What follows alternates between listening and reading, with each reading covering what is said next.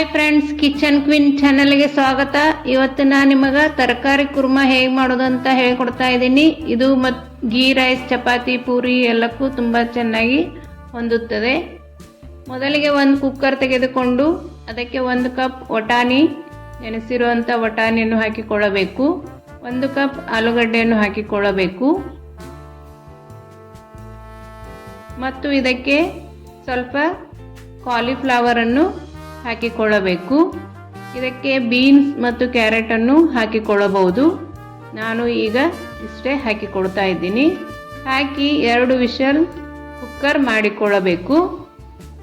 Easy ರೆಸಿಪಿಗಳನ್ನು ಮಾಡಲು kitchen queen Geetha channel ಅನ್ನು ನೋಡಿರಿ. ಈಗ ಒಂದು ಮಿಕ್ಸಿ ಜಾರನ್ನು ತೆಗೆದುಕೊಂಡು ಅದಕ್ಕೆ 1 ಕಪ್ ಒಣ ಕೊಬ್ಬರಿಯನ್ನು ಹಾಕಿಕೊಳ್ಳಬೇಕು ಮತ್ತು ಇದಕ್ಕೆ 1 ಸ್ಪೂನ್ ಸೋಂಪನ್ನು ಹಾಕಿಕೊಳ್ಳಬೇಕು.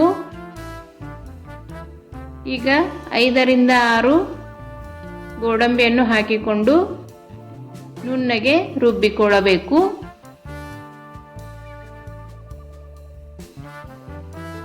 ಈಗ ಗ್ಯಾಸ್ ಮೇಲೆ ಒಂದು ಕಡಾಯಿಯನ್ನು ಇಟ್ಟುಕೊಂಡು ಅದಕ್ಕೆ ಸ್ವಲ್ಪ ಮಸಾಲೆಯನ್ನು ಹಾಕಿಕೊಳ್ಳೋಣ.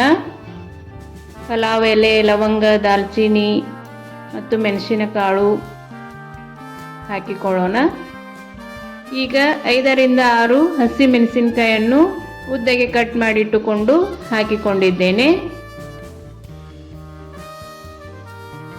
ಈಗ ಶುಂಠಿ ಬೆಳ್ಳುಳ್ಳಿ ಪೇಸ್ಟನ್ನು ಹಾಕಿಕೊಳ್ಳೋಣ. ಹಾಕಿಕೊಂಡು ಚೆನ್ನಾಗಿ ಬಾಡಿಸಿಕೊಳ್ಳಬೇಕು.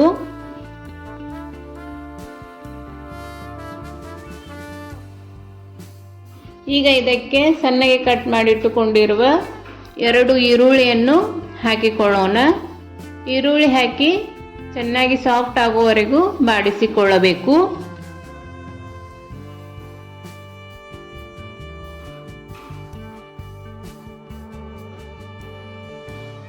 ಈಗ 2 ಸಣ್ಣಗೆ ಕಟ್ ಮಾಡಿಟ್ಟುಕೊಂಡಿರುವ ಟೊಮೆಟೊವನ್ನು ಹಾಕಿಕೊಳ್ಳೋಣ. ಒಂದು ಸಲ ಮಾಡಿ ನೋಡಿರಿ, ಇದು ಹೋಟೆಲ್ ರೀತಿಯ ಟೇಸ್ಟನ್ನು ಕೊಡುತ್ತದೆ ಮತ್ತು ಬೇಗನೆನೂ ಮಾಡಿಕೊಳ್ಳಬಹುದು. ಈಗ ಟೊಮೆಟೊ ಸಾಫ್ಟ್ ಆಗಲು ಇದಕ್ಕೆ ರುಚಿಗೆ ತಕ್ಕಷ್ಟು ಸಾಲ್ಟನ್ನು ಹಾಕಿಕೊಳ್ಳೋಣ. ಸಾಲ್ಟ್ ಹಾಕಿದರೆ ಟೊಮೆಟೊ ಬೇಗನೆ ಸಾಫ್ಟ್ ಆಗುತ್ತದೆ.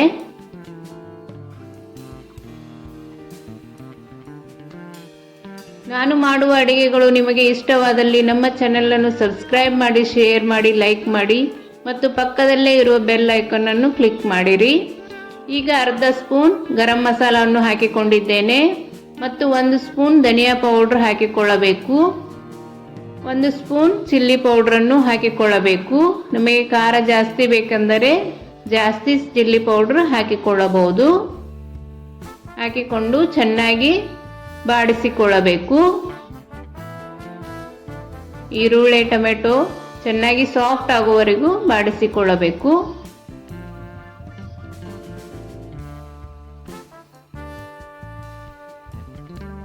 ಈಗ ಮಿಕ್ಸಿ ಮಾಡಿಟ್ಟುಕೊಂಡಿರುವ ಕೊಬ್ಬರಿಯನ್ನು ಹಾಕಿಕೊಳ್ಳೋಣ.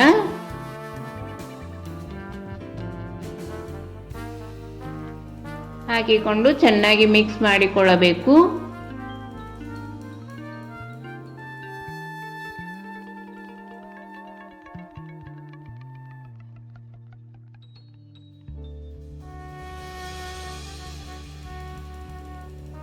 ಈಗ ಕುಕ್ಕರ್ ಮಾಡಿರುವ ವಟಾಣಿ, ಬಟಾಟಿಯನ್ನು ಹಾಕಿಕೊಳ್ಳೋಣ.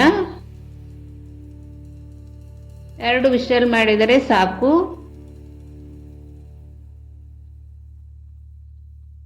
ಚೆನ್ನಾಗಿ ಮಿಕ್ಸ್ ಮಾಡಿಕೊಳ್ಳಬೇಕು. ಇದನ್ನು 5 ರಿಂದ 6 ನಿಮಿಷ ಚೆನ್ನಾಗಿ ಬಾಯ್ಲ್ ಮಾಡಿಕೊಳ್ಳಬೇಕು. ಅಂದರೆ ಟೇಸ್ಟ್ ಚೆನ್ನಾಗಿ ಬರುತ್ತದೆ. ಒಂದು ಸಲ ಟ್ರೈ ಮಾಡಿ ನೋಡಿರಿ. ಇದು ಪೂರಿ, ಚಪಾತಿ, ಗೀ ರೈಸ್ ಎಲ್ಲಕ್ಕೂ ತುಂಬ ಒಳ್ಳೆ ಕಾಂಬಿನೇಷನ್ ಆಗಿದೆ.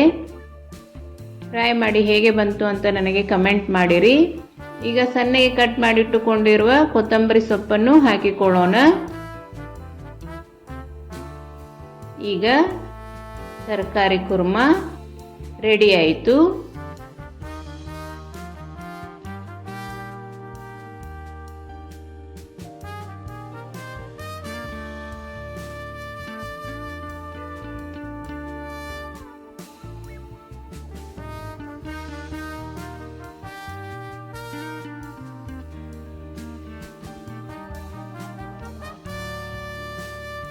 ಐದಾರು ನಿಮಿಷ ಬಾಯ್ಲ್ ಮಾಡಿದರೆ ತರಕಾರಿ ಕುರ್ಮ ರೆಡಿ ಆಯಿತು.